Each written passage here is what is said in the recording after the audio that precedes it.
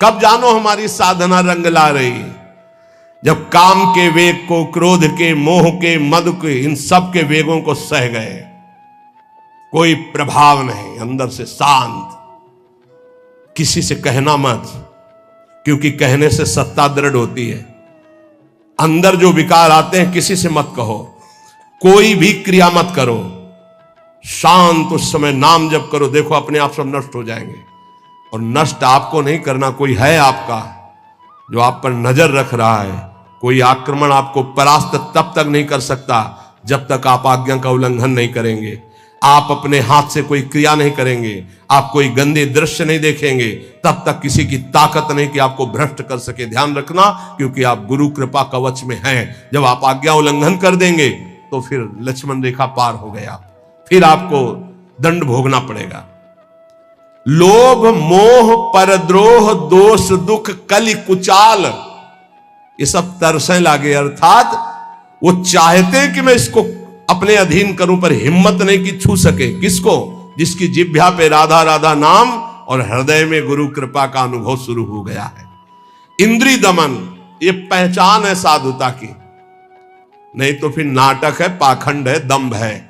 बिन विवेक वैराग्य भक्ति बिन सत्य न एको मानो, भगवत विमुख कपट चतुराई सो पाखंडे जानो। चाहे गृहस्थ हो चाहे विरक्त, अगर इंद्रियां संयम में नहीं है, मनमानी विकार भोगे जा रहे हैं, तो नौटंकी नाटक भले हो सकता है। वो गृहस्थ उपासक है, न विरक्त उपासक है। इंद्रिय दमन तो अमन सब भाते हैं, सब भात से मन अमना हो गया है तो परम शांति परम चैन है। क्षमाशील संतोष सुराई, शांति सहज सुख सरसें लागे। उपासक के अंदर क्षमा बढ़ने लगा। चाहे जितना कोई अनिष्ट करे, कभी द्वेष हो ही नहीं सकता, कभी उसको साप दे ही नहीं सकता, कभी उसका अमंगल नहीं कर सकता, जिसके ऊपर राधा नाम की कृपा हो गई है। क्षमा, जाओ, तुम्हारा मंगल हो, भगवान तुम्हारा कल्याण करे। संतोष, किसी भी परिस्थिति में शोक नहीं होगा, जैसे प्रभु रख रहे हैं, बड़ी कृपा है। शांति, कोई भी द्वंद्व से अशांत नहीं कह सकता। सहज सुख सरसें लागे, सहज सुख आत्म सुख है, आत्म सुख का रसास्वादन होने लगा। दास बना, ये कैसे हुआ? नाम जपी, पहले दास शब्द है।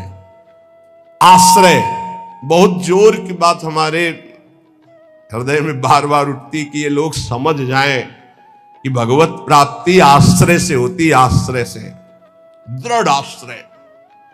दास बना पहले, जप नाम दूसरा।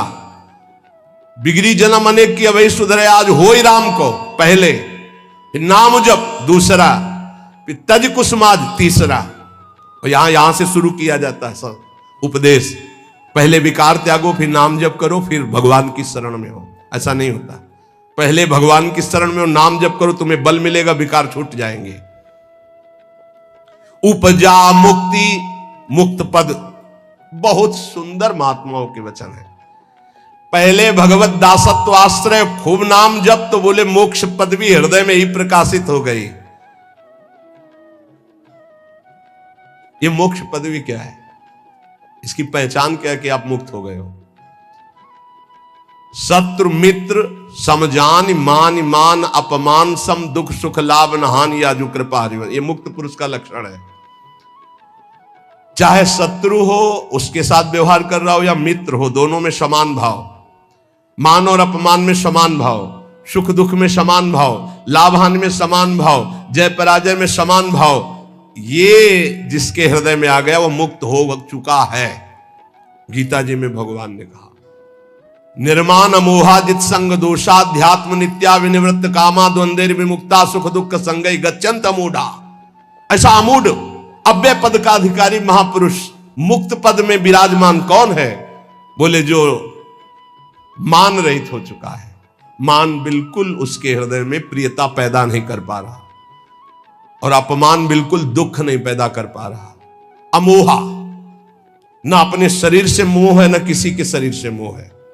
यह मुक्त पुरुष का लक्षण है। जित संग दोषा, चाहे जितने भोगों के बीच में उसका मन भोगने के लिए चलेगा ही नहीं, वो जीवन मुक्त पुरुष है। जित्संग दोषा अध्यात्म नित्या, निरंतर आत्मस्वरूप में स्थित, विनिवृत्त कामा, समस्त कामनाएं निवृत्त हो चुकी है।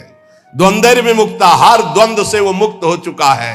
मान अपमान, सुख दुख, लाभ हानि, चिंता शोक भय मृत्यु, सबसे सुख दुख संगय, सुख और दुख में समान भाव, ऐसा महापुरुष परम ज्ञानी महात्मा वो जीवन मुक्त है। वो यहां कह रहे, दास बना पहुंचे मुकाम जे, आंखें कहत हवाला।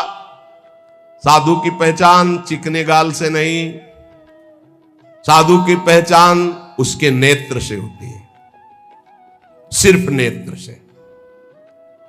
ऐसे तो मांस मछली खाने वाले के भी गाल चमकते देखे हैं कि वो बहुत ही चिकन, तो चिकनाहट को थोड़ी साध होता है, वो तो घी दूध से चिकनाहट आ जाती है।